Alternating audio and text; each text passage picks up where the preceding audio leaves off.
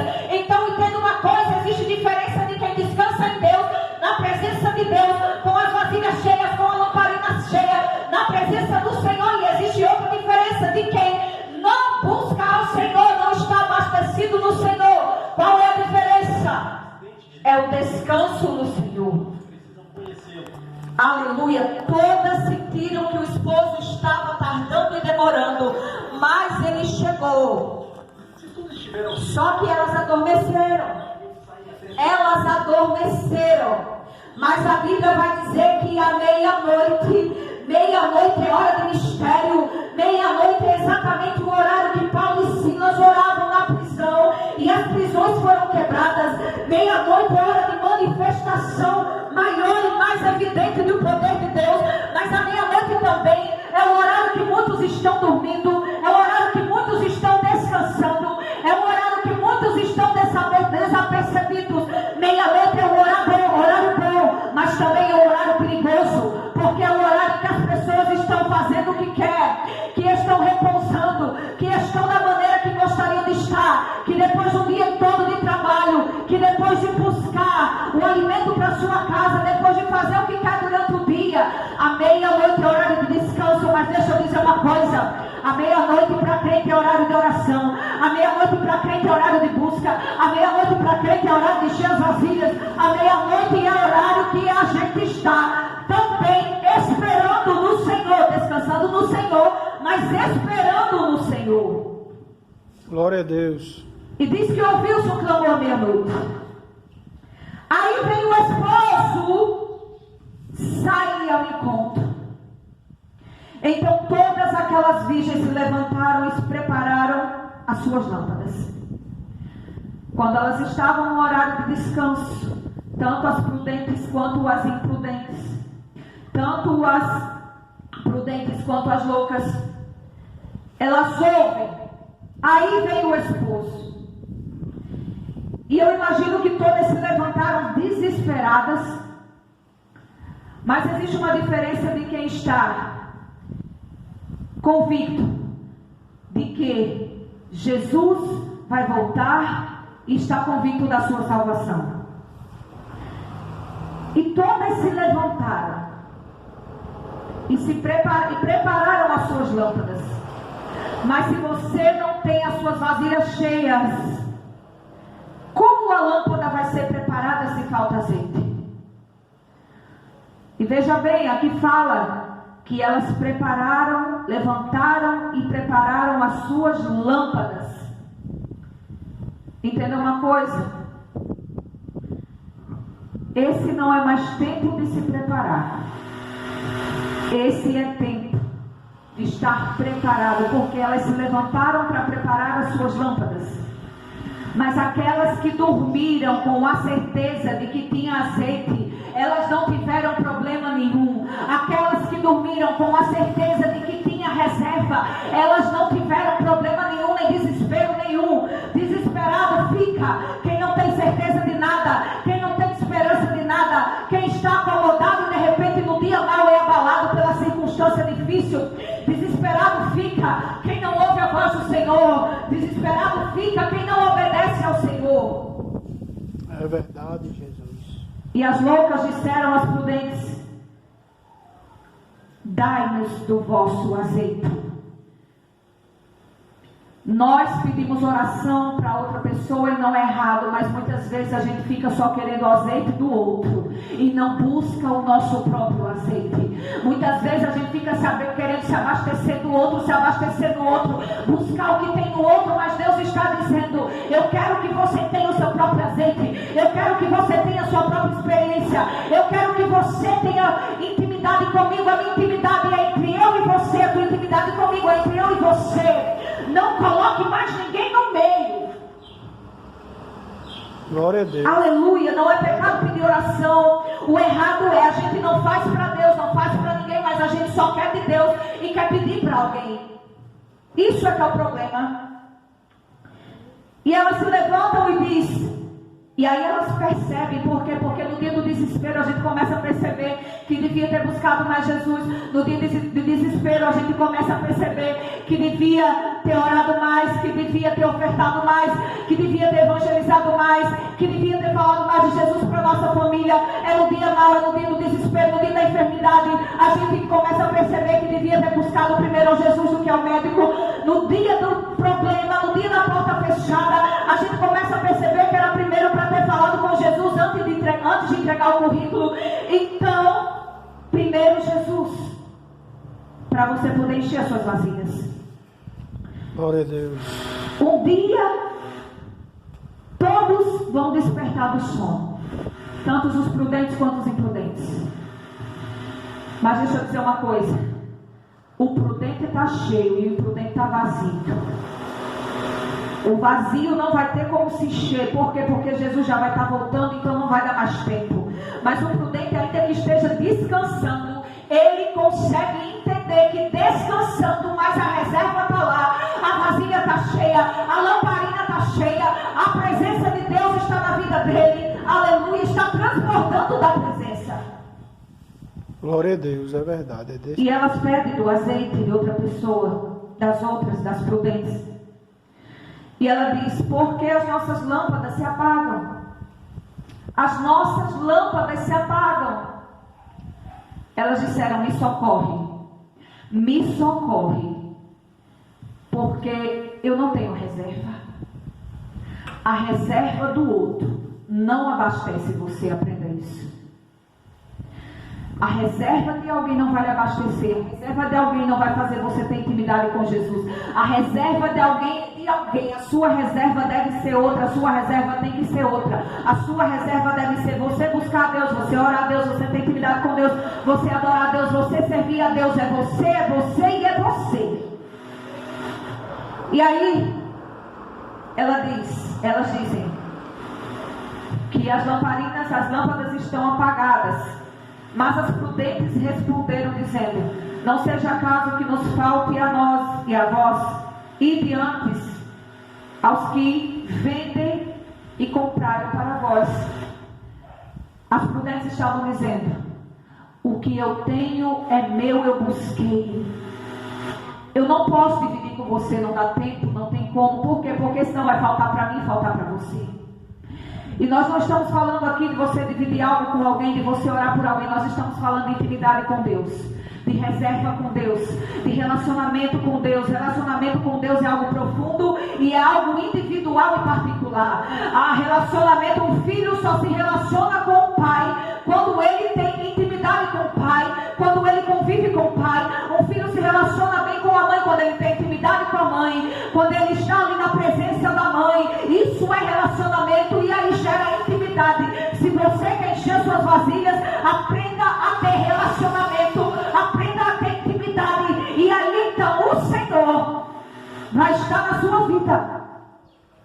Glória a Deus. E o Senhor, aleluia, glória a Deus, vai estar em tudo que você for fazer. E o mais importante, relacionamento e intimidade, reserva, vai fazer com que naquele grande dia da volta de Jesus, a gente não esteja no lugar das loucas, mas que você esteja no lugar das prudentes. As prudentes disseram: eu não posso dividir com você, eu não tenho como, senão vai faltar, senão não dá certo. Vá procurar ver se você consegue alguém que compre, alguém para você comprar. Entenda que nós estamos falando aqui de uma parábola. Então o que acontece? E tendo ido elas comprar, elas ouviram o conselho, mas já ouviram tarde demais. Às vezes alguém está falando de Jesus, a gente diz assim: eu aceito amanhã, eu volto amanhã, eu vou depois do carnaval, eu vou depois da festa junina. É Deus falando, é alguém falando. E deixa eu dizer algo: pode amanhã ser tarde demais. Então elas ouviram o conselho, mas já era tarde. Quem sabe naquele momento as prudentes não disseram: encham vocês também as suas vasilhas. E elas: não, vamos dormir primeiro, depois a gente enche, depois a gente busca, depois a gente ora, depois a gente tem intimidade com Deus, depois a gente busca Ele.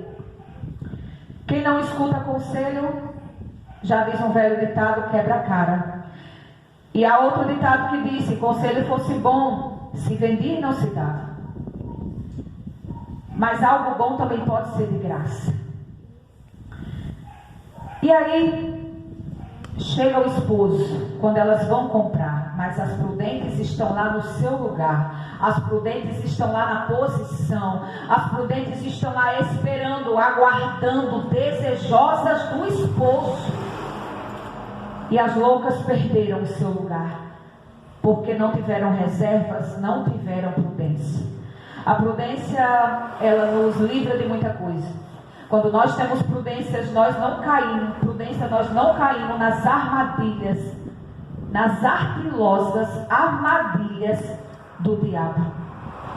A prudência faz com que você consiga discernir entre o bem e o mal. A prudência faz com que você entenda quando alguém se aproxima de você com interesse em algo que você tem ou em algo que ela quer ter, mas que não pode ter e não quer que você tenha. A prudência faz a gente discernir quem é invejoso, quem se aproxima por interesse, quem deseja o nosso bem, quem deseja o nosso mal. Quando nós somos prudentes, nós temos discernimento de dizer: eu vou ser prudente, porque essa situação não dá para mim. Isso aqui não dá certo para mim. Você consegue enxergar lá na frente o que ainda nem aconteceu. A prudência faz com que isso seja feito. O quê? Com que a gente se previna de muitos males e de muitas coisas que podem sobrevir na nossa vida por falta de entendimento e de prudência. E aí elas dizem, e a Bíblia vai dizer: e depois chegaram também as outras virgens dizendo: Senhor, deixa eu ver aqui. E tendo elas ido comprar, chegou o esposo, e elas estavam preparadas e entraram com ele para as bodas. Quer dizer, o esposo levou quem estava preparado em um lugar. Uma igreja despreparada, um povo despreparado, um povo sem prudência, um povo sem ler a palavra, um povo sem orar, ela não vai ter a atenção do esposo. A esposa, quando ela quer ter uma atenção do seu esposo, ela se prepara. Isso acontece no casamento. Então, o que é que acontece com o relacionamento entre Cristo e a igreja? É que para você ter a atenção do esposo, você precisa estar preparada. Aleluia. Para o noivo vir me buscar, para o noivo vir desejar você, você precisa estar preparada. E elas foram levadas porque estavam preparadas. Só que o que acontece é que a porta se fecha. E depois chegaram também outras virgens dizendo: Senhor, Senhor, abre-nos a porta. As imprudentes chegaram atrasadas. É o tipo de gente que não tem compromisso, não escuta conselho e não tem compromisso com Deus. E depois quer aproveitar do que o outro, que andou correto com Deus, tem. Quer aproveitar, quer conseguir as mesmas, não sei se eu posso dizer vantagens, mas quer ter o mesmo lugar que alguém que correu para chegar, fez de tudo para chegar, chegou. Aí a pessoa não fez nada, não obedeceu, não tem reserva, mas quer estar no mesmo lugar que outras pessoas estão, porque outras pessoas tiveram relacionamento com Deus, foram fiéis a Deus.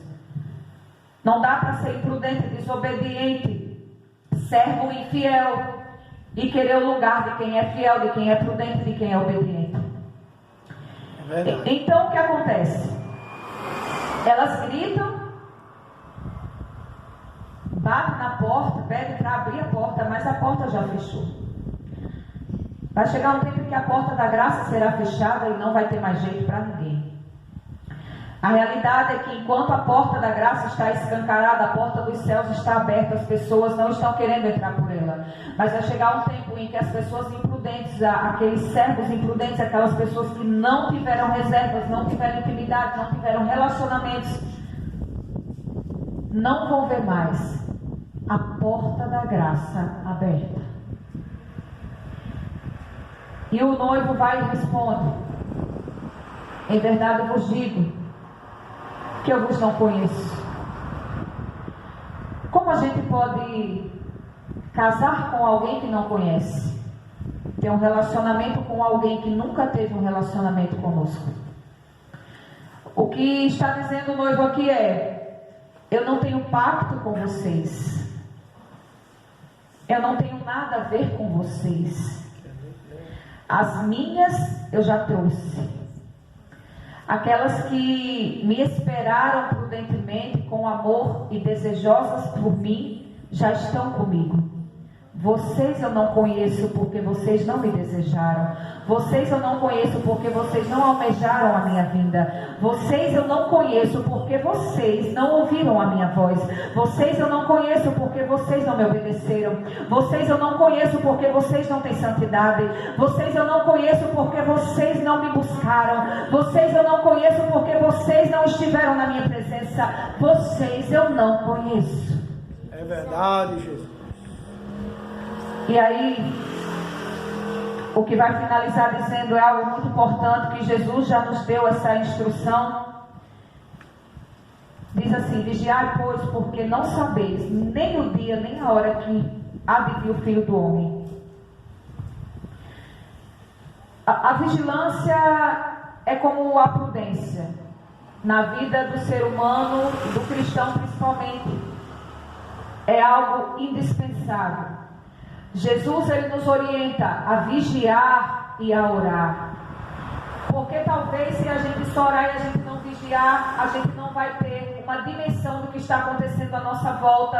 A gente não vai esperar por algo, talvez, que diante da oração, muitas vezes a oração a maioria das pessoas usam a oração para pedir, só para receber. Então, na hora da oração, às vezes você está tão ligado em pedir, que você não consegue vigiar naquilo que você já tem, que você não consegue observar o que já tem à tua volta. Então Jesus está dizendo: vigia, e a Bíblia também vai dizer vigiai. Por quê? Porque o diabo anda como um leão, bramando como um leão ao derredor, buscando a quem possa tragar. Mas a Bíblia vai dizer que aqueles que temem ao Senhor, todavia os anjos do Senhor estão ao seu redor. Quem é que teme a Deus? Quem tem prudência, quem tem reserva, quem tem intimidade, quem busca Ele, quem obedece, quem tem santidade. Então o temor ao Senhor, diante do temor do Senhor, entenda que Ele lhe guarda com os anjos dele ao seu redor. E se Ele lhe guarda, e se você teme, Ele lhe guarda com os anjos dele ao seu redor. O diabo que está ao derredor, ele vai ter que sair, ele vai ter que correr, porque ele não vai suportar a presença dos anjos de Deus à sua volta. Porque ele vai dizer: aleluia, essa é temente a Deus, essa é obediente a Deus, esse é obediente a Deus. Esses anjos não saem daí porque essa mulher não desiste de orar. Esses anjos não saem daí porque esse homem não desiste de buscar. Eu vou ter que ir embora. Glória aleluia. A Jesus. Aleluia, glória a Deus. Mas o fim aqui dessa parábola vai dizer: não sabeis, vigiai. Por quê? Porque não sabeis nem o dia, nem a hora que o Filho do Homem há de vir. A igreja, talvez de modo geral, os cristãos estão vivendo de uma maneira em que não conseguem mais almejar a volta de Jesus. Almeja-se cargos, bens materiais, casas luxuosas, dinheiro, conta gorda no banco. Almeja-se muitas coisas, mas não se almeja mais a vinda do Senhor. E eu imagino Deus olhando lá do céu e dizendo: olha, meu filho, são poucos que estão almejando a sua vida. São poucos que ainda lembram-se de que você vai voltar. Por quê? Porque quando Deus olha para a terra, talvez não tenha tantas lamparinas abastecidas, talvez não tenha tantas virgens prudentes, talvez a noiva não está prudente. Então a orientação do Senhor para nós hoje é: ei, seja prudente, mantenha o relacionamento, porque o noivo vai vir buscar quem se relaciona, o noivo vai vir buscar quem ama Ele, o noivo vai vir buscar quem ouve a voz dele. Aleluia. Então vigia, porque você não sabe nem a hora, nem o dia, nem se é hoje, se é amanhã, que o Filho de Deus, o nosso Senhor e Salvador Jesus Cristo, há de vir. Persevere Não desista. Faça a vontade de Deus. Obedeça. Seja santo. Sede santo. Como eu sou santo, diz a palavra do Senhor. Sede santo em toda a vossa maneira de viver. Assim como o vosso Deus é santo. Amém? Eu agradeço a minha oportunidade, pastor Davi. Amém, glória a Deus.